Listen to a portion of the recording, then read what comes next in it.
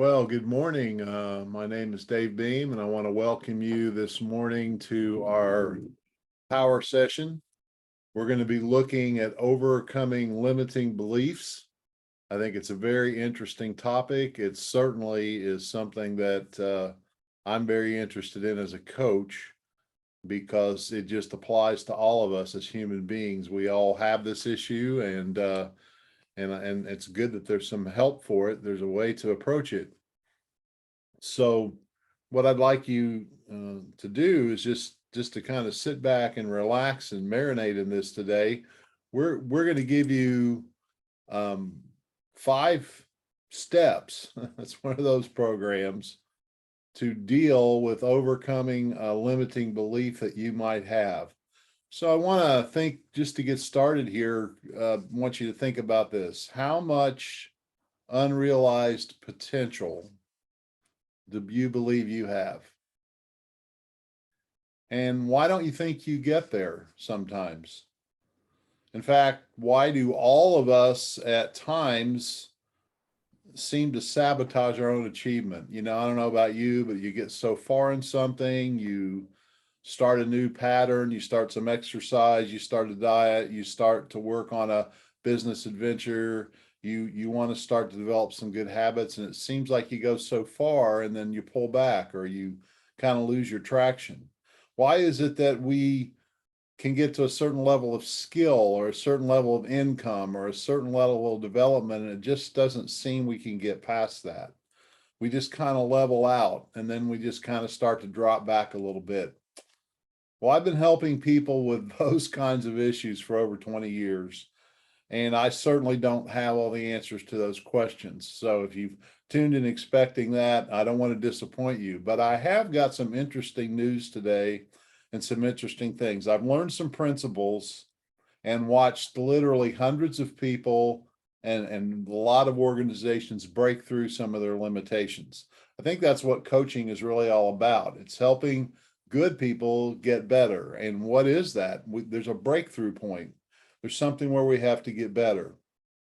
So that's what we're going to consider today, this idea of limiting beliefs. My name is Dave. I've been married for 37 years. I've got 3 grown sons, granddaddy of all granddaddies, business leadership coach for 19 years, really closer to 20. I'm a biblical counselor. I help people with marriage and personal issues there, and I have a passion to help people. So I think when you listen to somebody about things like this, you want to know who you're talking to. So that just gives you a brief introduction to who I am. Let's talk about the rules of the game. I always post these, and we always start here because you have come here to invest about an hour this morning. And I think an hour of time is probably one of the most precious commodities you could have. And so I want to make sure you get the most out of this. And here are the 4 things that if you'll commit to these 4 rules this morning, you'll get the most out of this. First of all, I want you to own it. The fact is, it's hard to admit when we're less than perfect. It's hard to admit when we have weaknesses. It's hard to admit that we've had limitations, maybe long-term limitations, a lot of our life.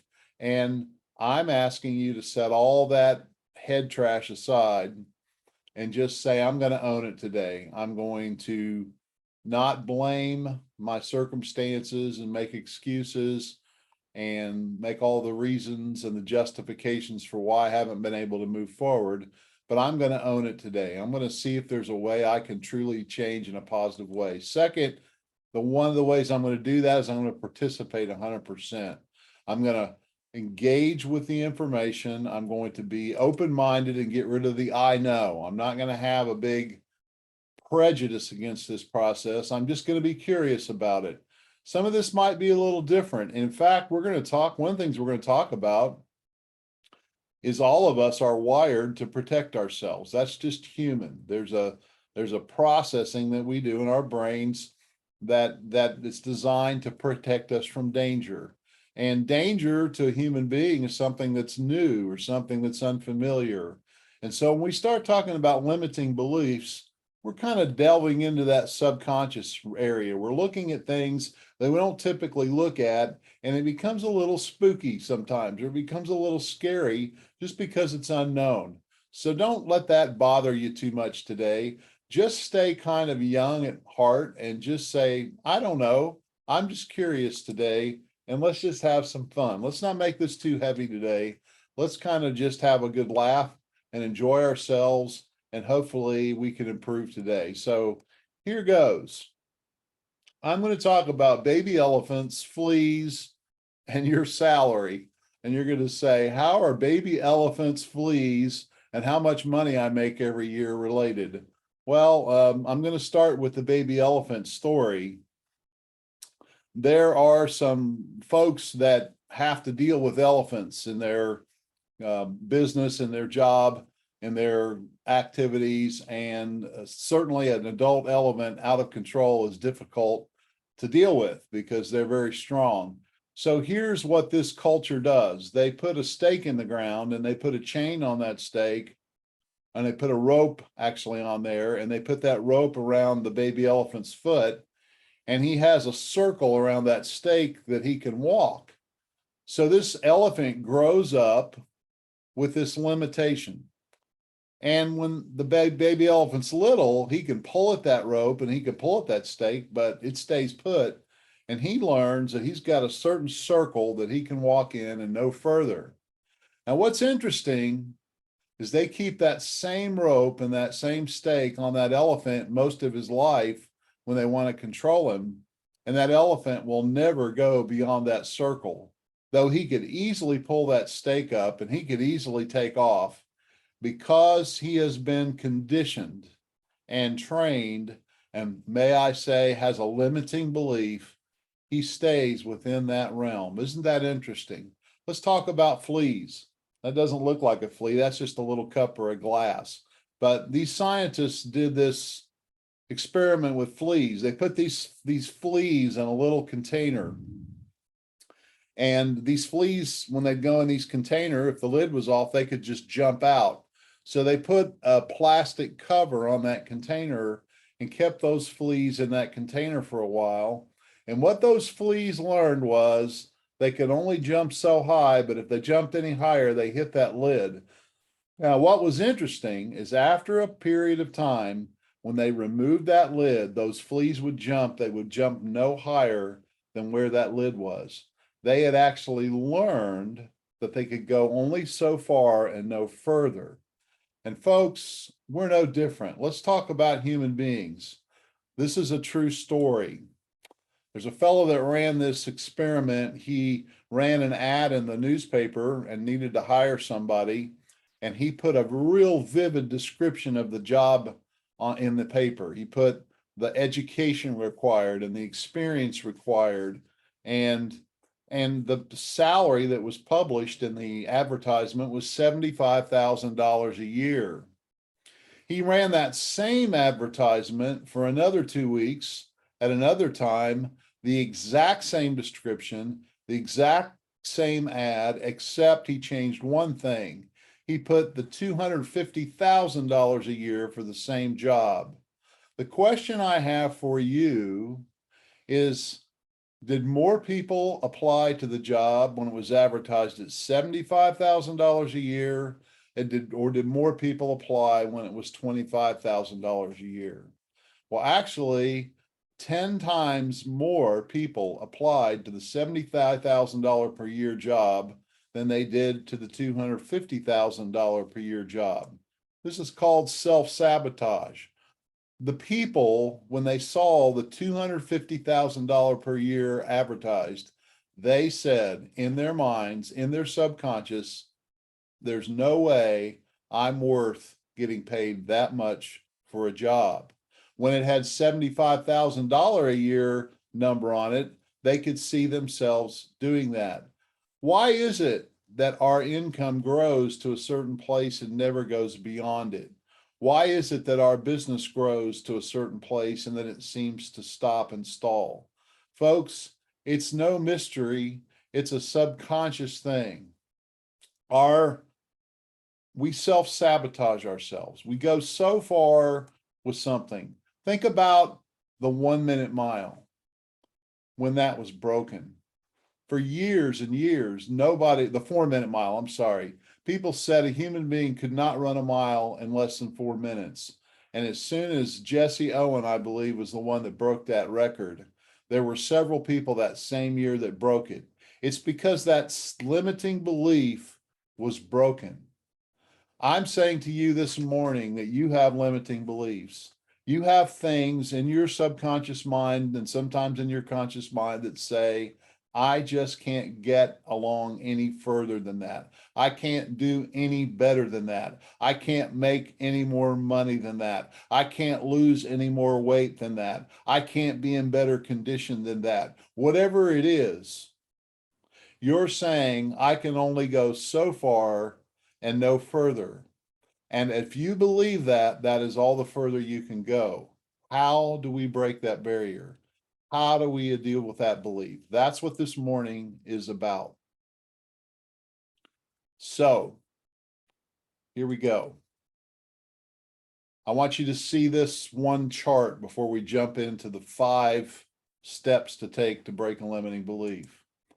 This is your destination. I just want you to kind of calm down, just marinate in this and just look at it. That arrow represents the past, your present, and a default future. Notice the word default. What does the word default mean? It means without any interference, without any input, without any change, this is where you're going to be. The truth is that most people end up basically where they start. They do get better and they grow a bit, but they pretty much limit themselves, and they don't see it as a self-limitation. They just see that they're no better. Their future looks much like their past. Well, why is that? It's because the goals they set and the mindset they bring and the way they see things in the present is based on their past. This is just common sense that when we come to evaluate who we are, how well we can do, where we can go, what we can achieve, we typically go to our past to look at our experience. That's where confidence comes from. Something I've already done, something I've been able to do.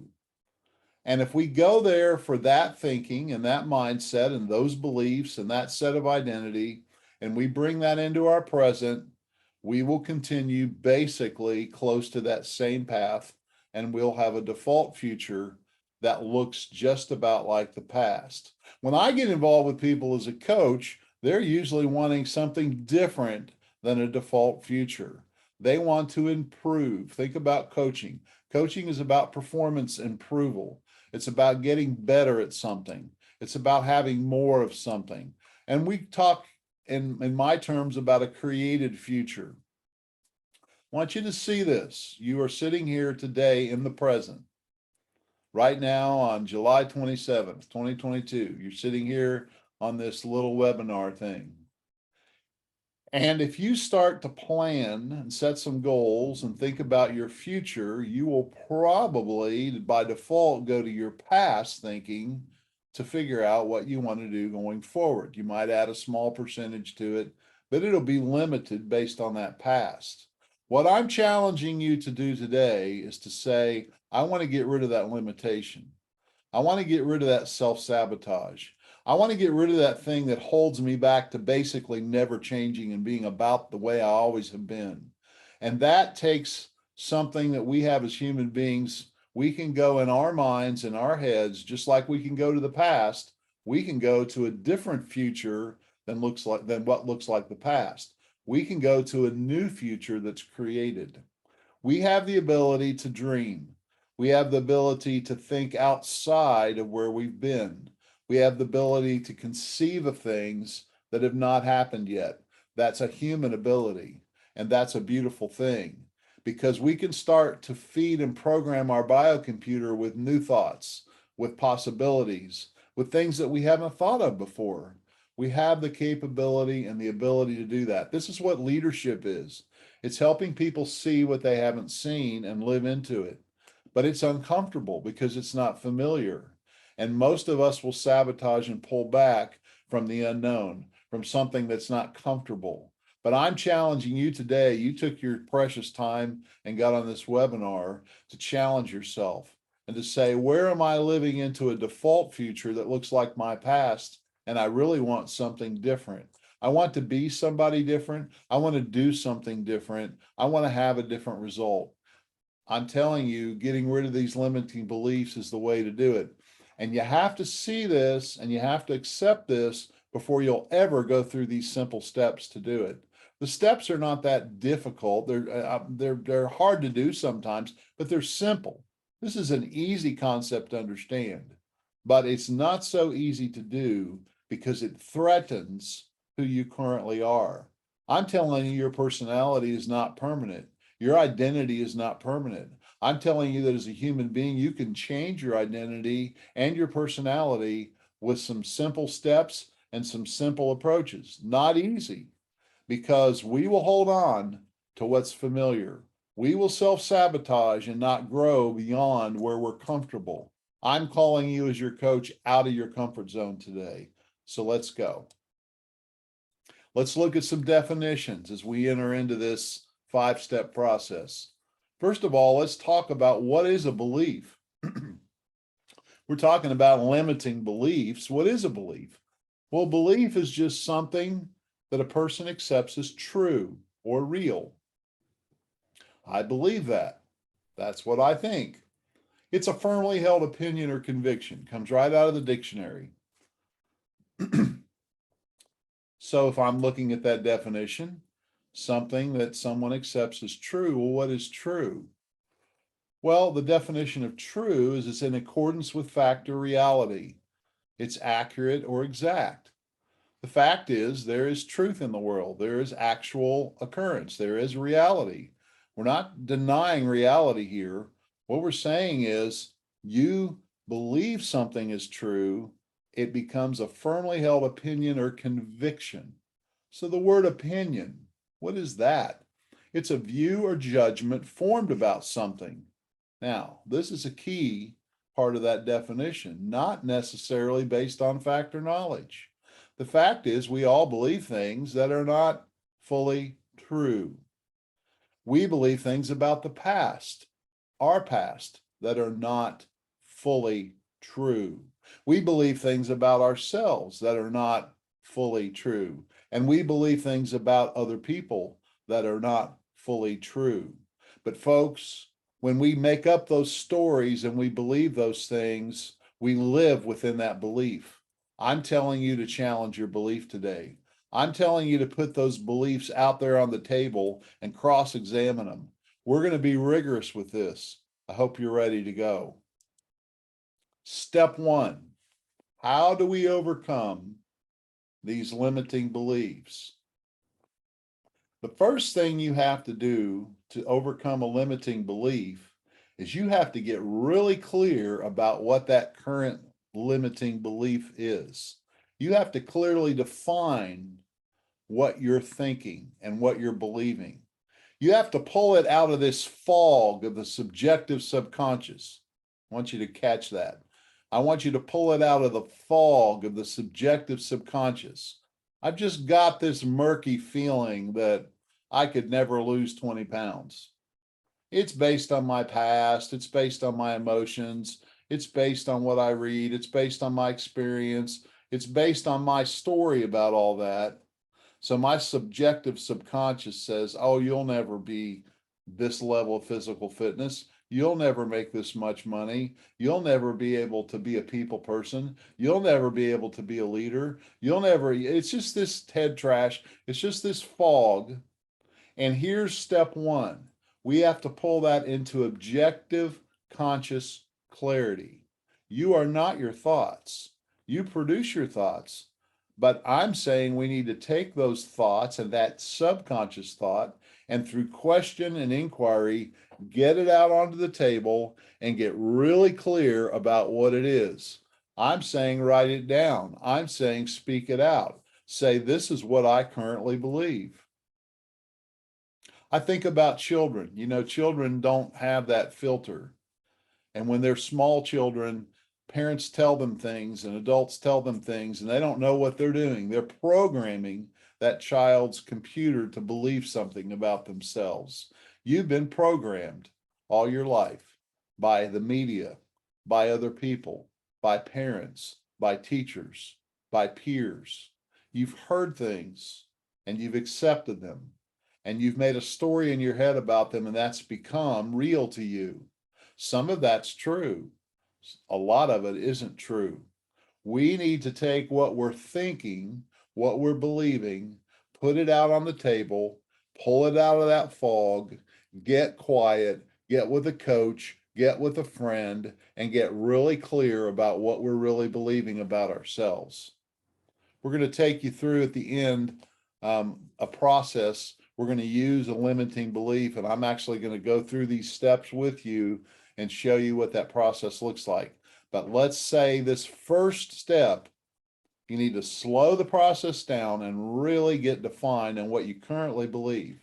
It might be something like, I'm not a good leader, or I could never be a good leader, or I'm not a good people person, or I'll never make that much money, or I'll never be able to be physically fit, or I'll always be limited, blah, blah, blah. I'll never get a golf score below a certain number. I'll never shoot under par. I don't know what your belief is, but whatever that limiting belief is, we need to get clear and get it stated and get it out on the table and get it away from us where we can examine it. Second step, I need to take that belief and I need to start to question it and I need to start to challenge it. And I need to say, when did this whole belief that I have start? How has this belief been helpful to me? You know, we believe things because they help us out. Sometimes they protect us. Why have I kept this belief around? Maybe it's a damaging belief. Maybe it's not a healthy belief. Why do I keep this pest in my house? Why do I let this house guest stay around? And what core beliefs might be supporting this belief? You know, sometimes people think they're a loser. That's really sad. Or they think they're not worthy. That's an interesting belief. But they have these deep-seated beliefs. Maybe they were told as a child, you're not good enough. And those deep-seated core beliefs kind of sprout these other weeds of these other beliefs. Therefore, I could never be successful in this adventure, or I could never achieve that because I had this core belief that drives that. I'm saying we need to get that limiting belief defined, step one. And then step two, we need to just start to question it and understand it. Is that really true, what I'm believing? That I could never lose and keep off 20 pounds. Is that really true? How can I know if that's absolutely true? Well, that's not absolutely true. A lot of people in my condition have done this.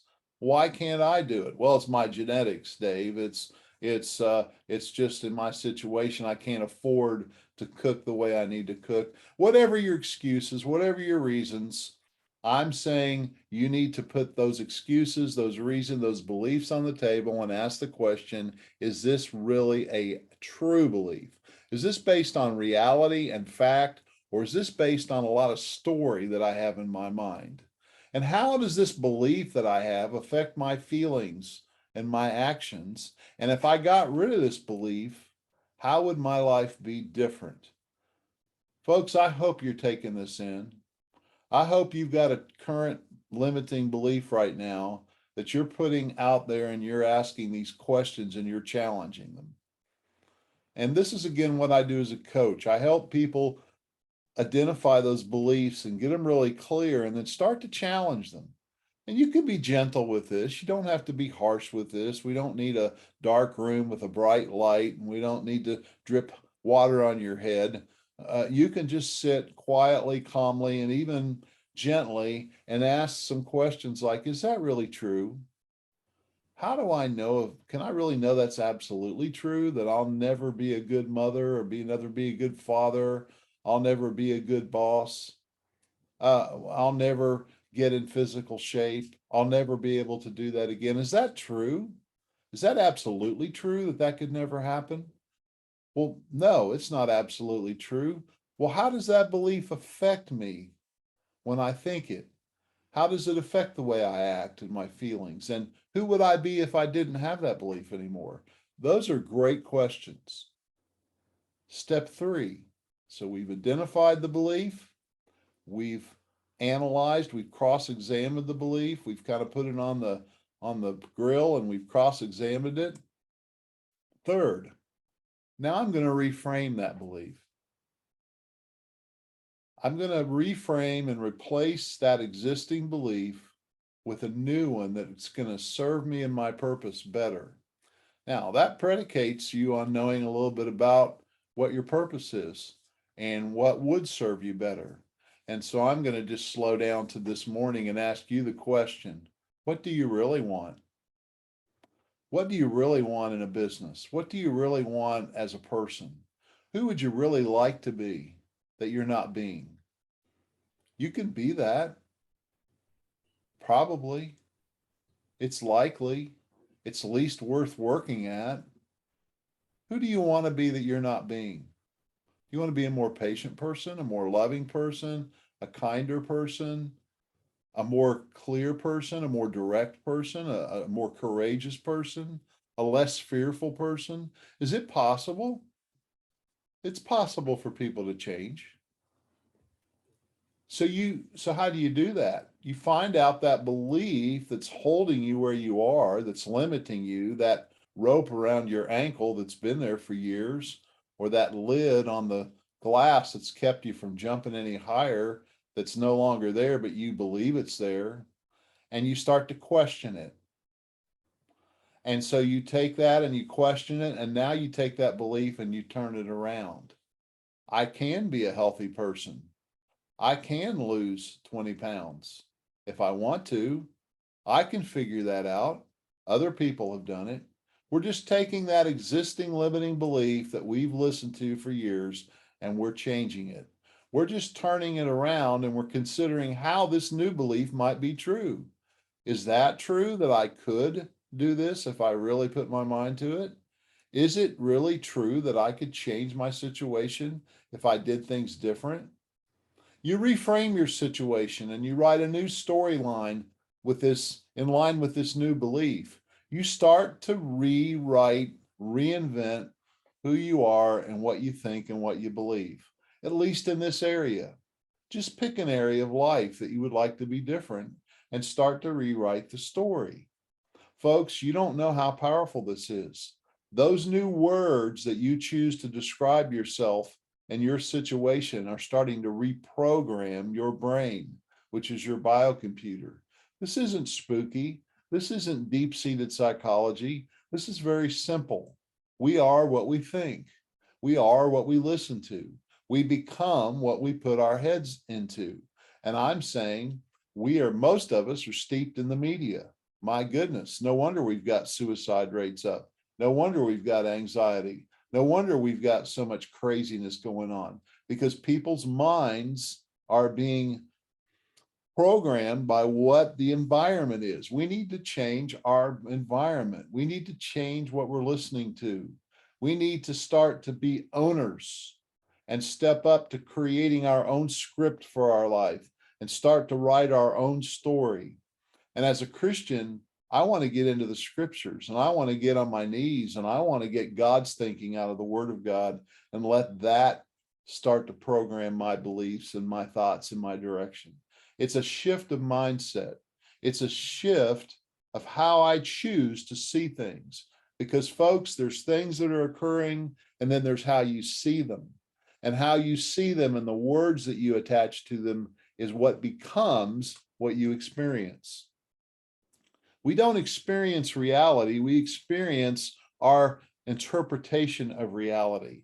I'm not denying that there's a reality out there, but what you see about it and how you view it and how you view yourself is through the lens of the story that you've made up about yourself, that you've lived for years. And we need to challenge that story if we want to change, especially significantly. So, step one, we get really clear about what that limiting belief has been. Step two, we question that belief and we start to consider whether or not it's really fully reality or it's just something we believe is true. Is it just a belief or is it something that's actually true? And then we take that belief and we turn it on its head. We turn it completely around and then we check the truth of that. How could that be true? How could that maybe be the reality that I could live into? And we start to reframe our situation and turn our belief around into something that's helpful and not harmful. What's step four? We start to take this language that we've created and we use that and we start to find actions and even affirmations that are in line with this new belief. Now, I don't know if any of you on this call or anybody that's hearing this video maybe have used affirmations, I am statements in the past. They are powerful, but I have a beef with the way most people use them. If I got up and said something like, I am one of the fittest, strongest people in the world, that's just a lie. I can say that to myself all day long, but it's not true. I am not one of the fittest, strongest people in the world. I'm very mediocre and very average in my strength. That can be tested. It's like a football team that, is having a losing season and saying they're Super Bowl champions. That's just a lie. So we're not talking about using I am statements that are contrary to who you actually are. We're talking about taking that situation and that limiting belief and incrementally strengthening my new belief and my new identity. So what does that look like? Let's say I'm somebody who is overweight and a little out of shape, and it's been that way for many, many years. And I want to change that limiting belief that I can never really get rid of this weight and keep it off. I'm now going to say I can get rid of this weight and I can keep it off. Now, you may look in the mirror and say that and say, I am now becoming a fit and healthy person. That might kind of rub you wrong. You might think, well, I'm just looking at myself and lying to myself. That is not true.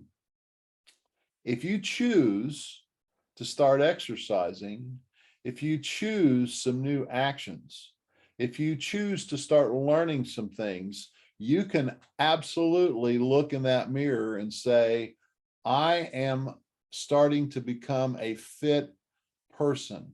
I'm starting to become a more healthy person. I am on the road to better health. I am taking the first steps and I'm going to continue on that road. Those are I am statements. That's what you're programming your biocomputer and your mind to follow through on. And you can incrementally strengthen those as you practice and grow into your new identity. In other words, as you make progress, you can increase the strength of those statements. What the point of step four is we need to say it. We need to put it into words. We need to look at ourselves and tell ourselves what we're doing, because that's how our brain works. This is just brain science. You conform to your thinking. Your subconscious thought is programmed by your conscious thought. When I put something into words and I write things down, that's conscious thought. I need to use my ability to have conscious thought that's in line with who I want to be and what I want to do and what I want to have. And I need to program my subconscious by making that my thought environment. And that subconscious belief and identity is what will drive your feelings and your actions. Folks, this sounds complicated. It really isn't. The fact is, what you listen to and what you put your head around is what you become. And if you don't want to change your environment and you don't want to change your input and you don't want to program the computer differently, you're not going to get a new or different result.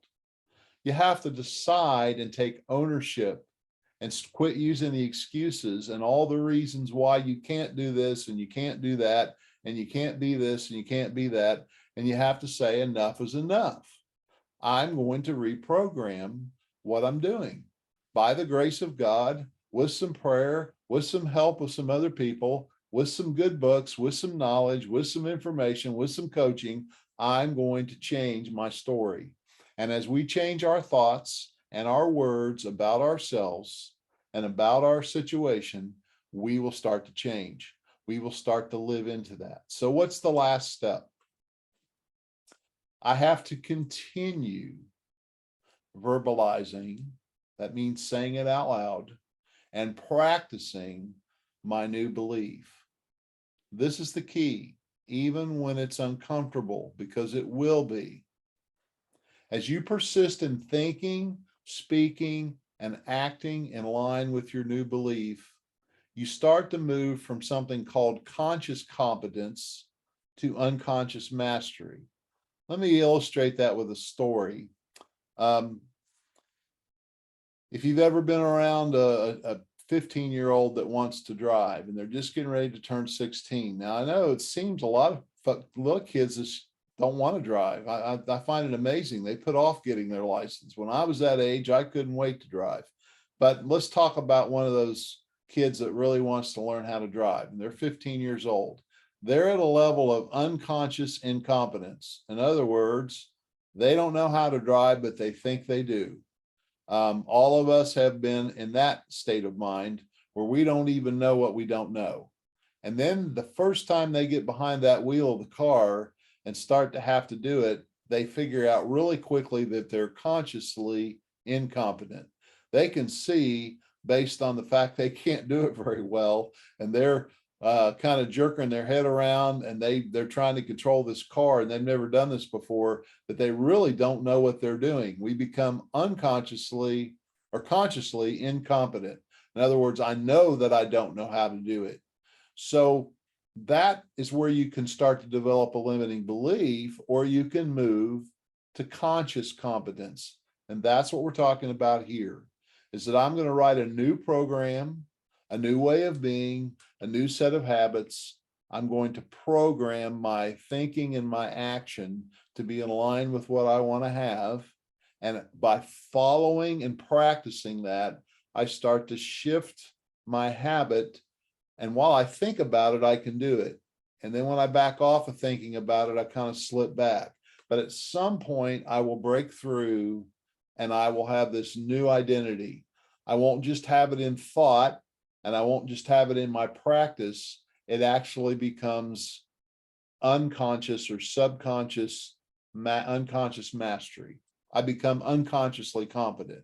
In other words, I can drive a car now, even when I'm really not thinking about it. In fact, when I'm tired at night, I end up at home and I don't even know how I got there. Well, my unconscious mind drove me home. That's not the safest way to be, but you've been there before when you've been tired and you're thinking, I don't even remember the last 5 miles. Who's driving the car? Well, it's your unconscious mastery that's doing that. And that's how it works. When we practice something, we're shifting our beliefs, we're shifting our identity, we're shifting our thinking to the point that that becomes our new normal. And that new normal, it becomes mastery as we practice. That's the way this works. Your confidence will increase as you continue to practice thinking, speaking, and acting in line with your commitment to your new belief. Commitment is the key word. It is the word that will either you will go forward today or you will not go forward today, depending on your commitment. Do you have a big enough why and a big enough reason to commit? When I do marriage counseling, that's the other part of my life. The first question, one of the first questions I ask couples is that are married, are you committed to the marriage? Well, we don't feel like it, or we don't get along, or we're not sure. And I said, well, let's get that settled first, because if there's not a commitment here to this marriage, then everything we do will be based on a foundation of a lack of commitment and being knowledgeable and sure. So you have to start with this new belief about yourself, and you have to commit to that. This is now who I am. This is who I am going to be. I am shifting from this person to this person.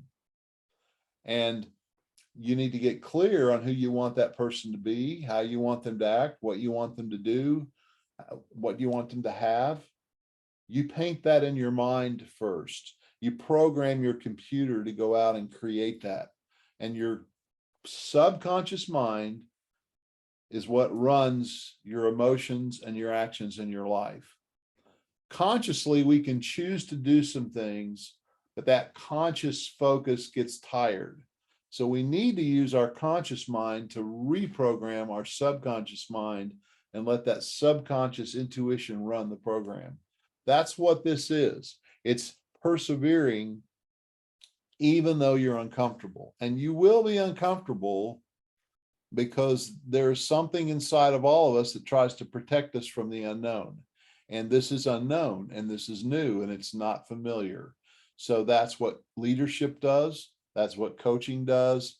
Is a good coach, a good leader pushes people out of their comfort zone to learn a new set of skills, a new way of thinking, a new set of beliefs. And our integrity says, integrity says, I'm only going to say what's true that's really true. So what I say on the outside is true on the inside. So peace comes when the inside matches the outside. We're moving to that place of harmony and peace through this process where I'm actually going to say this is who I am and that's who I am. This is actually how I talk. This is how I walk. This is how I behave. This is how I look. So we're creating this tension between where I'm going and where I am. And we're programming our computer to help us get there by working on this. I hope this is making some sense. So that brings me to the last segment of our meeting this morning. I'm going to take these 5 steps and I'm going to walk you through. I'm going to give you a limiting belief, common limiting belief that people would have. And then I'm going to walk you through the steps. And I'm going to actually use one on finance today because people have a lot of funky beliefs about money and they get really icky about it. We could use personal health. That's another good one. But I'm going to use finance because as a business coach, I have people coming to me that want to increase their sales, or they want to increase the amount of money their business is bringing in, or they want to increase their profit. And they seem to be able to grow to a certain point, but they can't get beyond that point. So here's going to be the belief, the limiting belief that I'm going to work on through these steps to demonstrate how this works. I'm going to talk to George here. And George is a business owner, and he's run this business for 5 years. And George has never been able to get the business beyond $500,000 a year. So he's grown this business. He's got several employees, and every time he gets close to an income, a gross income of $500,000, it just seems to just back off and it doesn't work. So here's his limiting belief. I can never, this business will never exceed $500,000 a year income. It'll just never get bigger than that. That would be the limiting belief. I can't grow this business bigger than $500,000 a year. Now, that one's pretty easy to define. Basically, George would tell me, Dave, I've tried this for a number of years. I've tried different way of marketing. I've tried different ways of advertising. I've tried different processes. Never can seem. You know what, folks? I'm going to change it up because this is one that I hear all the time. I can't find good people for my business. I can't find good employees. Maybe you have that limiting belief. We just can't find good people. When you tell your biocomputer that, you've immediately said, stop looking because they're not out there. They can't be found. That is a current belief that many people have in the workplace and that they cannot find good employees. I think we've got it defined. 2, let's question and challenge that belief. Is it true that you cannot find good people to work in your business? Is it true? Do you know that's absolutely true, that you cannot find good people to work in your business? Well, Dave, that's not absolutely true. And here's how I'll challenge that when people tell me that limiting belief. I'll say, let me see your calendar if you keep track of your activities, how much time did you spend over the last month looking for good people?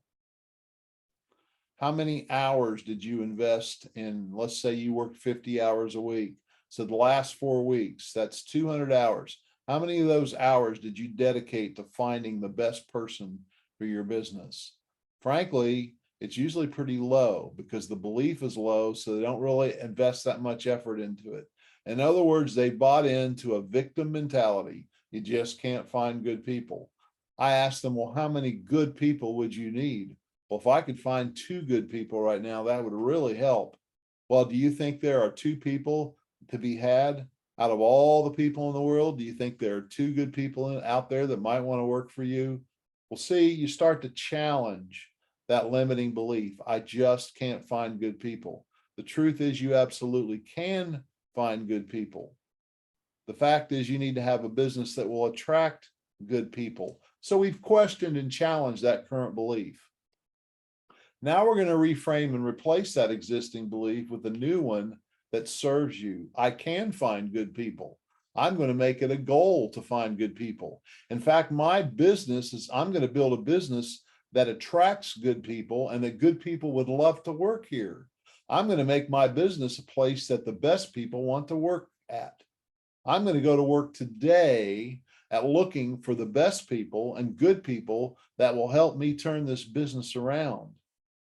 That's the new programming. That's the new reframing. I've got a great place to work.